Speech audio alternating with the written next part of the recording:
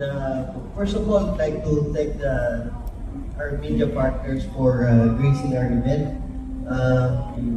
This is the first briefing that we're having here in the RM Hall of SSS. And again, welcome po sa lahat sa inyo dito sa ating tahan. No? This morning, hindi naman ito. I was really surprised na naging conference, but it's actually just sharing with you some insights and activities, future plans of your pension fund as we enter the last quarter of the year, and also I share with you a bit what's coming up in 2026.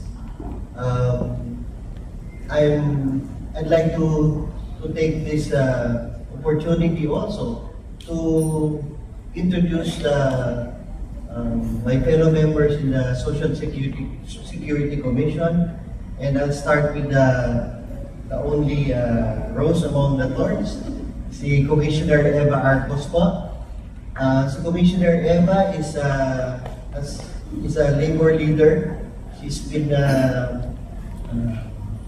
with over 150 years, hindi naman, with about 40 plus years of experience in managing the labor groups. She is an advocate of labor practices, and also with the environment. She heads actually the environment ESG committee of SSS of the Social Security Commission. And yun po yung gusto kong i-share sa inyo. That's why I asked my fellow commissioner to be here today para mabigyan ko din ng idea kayo how governance is done in SSS. So yung at the highest level po of the Social Security system would be our Social Security Commission. And we are composed of 9 members. Our chairperson is Honorable Secretary Ralph Recto. And then we have another ex-officio member, the Honorable Bienvenido Laguesma. And then we have 3 commissioners representing the employer groups, and 3 commissioners representing the labor sector. And kulang na lang po kami sa isa, mayroon na kaming quorum. So 4 out of the 9 members of the Social Security Commissions are here. So our governance model is, I would say, a bit more advanced than that. We actually mirror that of a universal bank. So si Commissioner Eva Arcos po chairs our ESG and Benefits Committee. So sa kanya po dumadaan, sa committee po niya dumadaan yung any investment related matters, tinitingnan po namin yung ESG component. No? Plus, ang malaking trabaho ni Commissioner Eva is since we are continuously trying to improve yung benefits for our members, binabalikan po niya lagi and tinitingnan how we can further improve the benefits of the members of the Social Security system. So, balikan ko lang po, there are 7 benefits ng Social Security system. So, ito ang number 1 dito, unang-una is yung pension for the members reaching with a minimum age of 65 years old, pwede mo kayong mag-avail ng pension. Ang SSS mo, ang pangalawang benepisyo yung tinatawag namin survivor pension. So kung may nangyari sa inyo, yung inyong pension ililipat sa inyong survivor. 100% po yun. And then ang pangatlo ho ay yung meron kaming benepisyo on disability. Meron po kaming benepisyo on funeral benefit in case, in the event na namatay ang membro. Meron po din kaming sickness benefit. Meron po din kaming maternity benefit.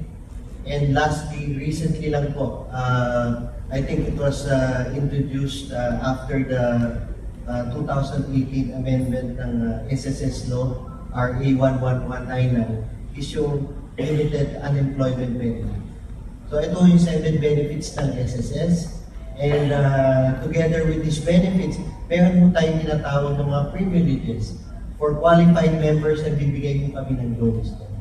So, ayan, napahaba na po yung aking introduction. But si Commissioner Eva, going back to Commissioner Arcos, we are very fortunate to have her as a member of the commission. Balikbayan po siya. So she's been twice around na siyang member ng commission. And again, apart from her very busy schedule dito sa SSS, in her free time, she runs an orphanage sa Pampanga. So palakpakan mo natin si Commissioner Arcos.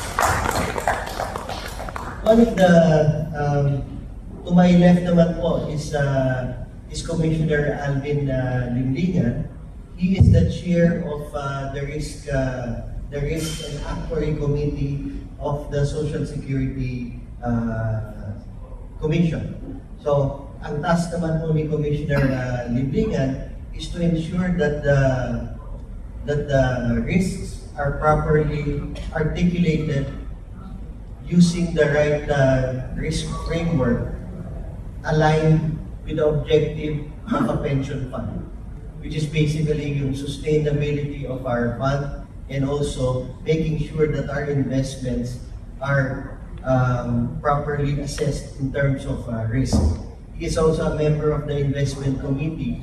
So collectively lahat ng investment ng SSS ay bago pa dumating sa commission for approval, dumadaan mo ito sa dalawang committees, Risk Committee as headed by Commissioner Alvin, and also the Investment Committee which is headed by si Commissioner Diane Pardo Aguilar.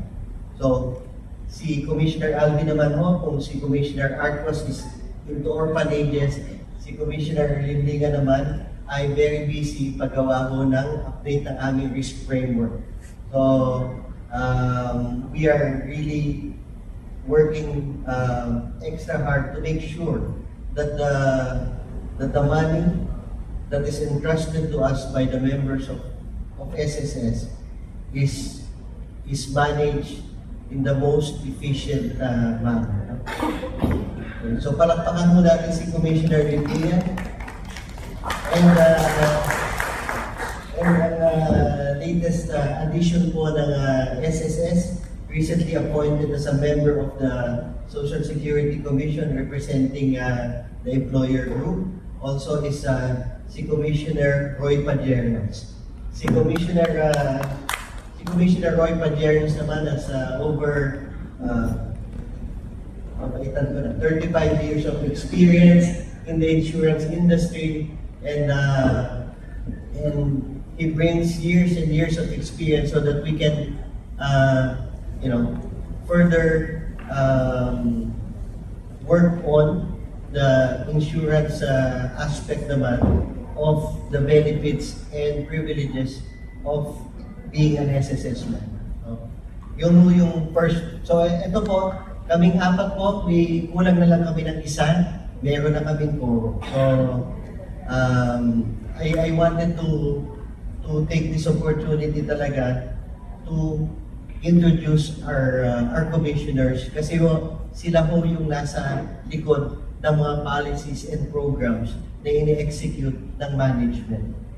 So together we work as a collegial body, and we discuss matters depending on kung saan committee pumapatak siya. So meron po kaming si Commissioner Pajernos po, he is the head of the IT committee, which is very crucial to SSS for 2026 as we will be embarking on a digital transformation na ang premise po doon is digital first but no member left behind. Very much aligned po sa programa ng ating mahal na Pangulo on the value of every Filipino life. No? So that's the first part. So I'd like to take this opportunity also na pakinggan natin ang mga commissioners natin on to share with you ano bang mangyayari for the month of September as we will be reaching our 68th year in as an institution. We'd like to share with you ano ba yung different activities. So we'll start with Commissioner Marcos.